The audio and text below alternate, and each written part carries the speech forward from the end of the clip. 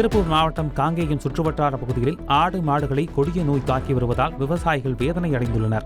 காங்கேயம் அருகே உள்ள செம்மங்குழி பாளையத்தில் கடந்த ஒரு வாரத்தில் 10க்கும் மேற்பட்ட ஆடுகள் உயிரிழந்த நிலையில் மாடுகளையும் பல்வேறு நோய்கள் தாக்கி வருவதால் விவசாயிகள் தவிர்த்து வருகின்றனர்.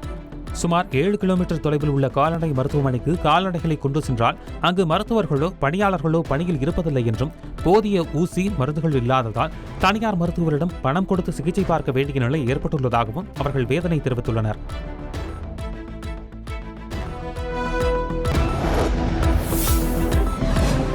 திருவள்ளூர் மாவட்டத்தில் உறவினர் வீட்டிற்கு சென்ற 5 வயது சிறுவன் கிணற்றுக்குள் விழுந்து உயிரிழந்தான். ஆவடி கோயில் பதாகை மாட வீதியைச் சேர்ந்த மோனிஷா தனது 5 வயது மகன் பிருத்திவினுடன் அருகில் உள்ள உறவினர் வீட்டிற்கு சென்றார். அப்போது தரைத்தளத்தில் மகனை விட்டுவிட்டு மேல் தளத்திற்கு மோனிஷா சென்றார். திரும்பி வந்து பார்க்கும்போது மகனை காணவில்லை. அருகே இருந்த உரைக்கிணற்றின் உள்ளே சிறுவன் விழுந்து கிடந்தான். அக்கம் பக்கத்தினர் சிறுவனை மீட்டு மருத்துவமனைக்கு கொண்டு சென்றனர். சிறுவனை பரிசோதித்த மருத்துவர்கள் ஏற்கனவே இறந்துவிட்டதாக தெரிவித்தனர். இதுகுறித்து போலீசார் விசாரித்து வருகின்றனர். செய்திகளை உடனுக்குடன் தெரிந்து கொள்ள உடனே சப்ஸ்கிரைப் பண்ணுங்க.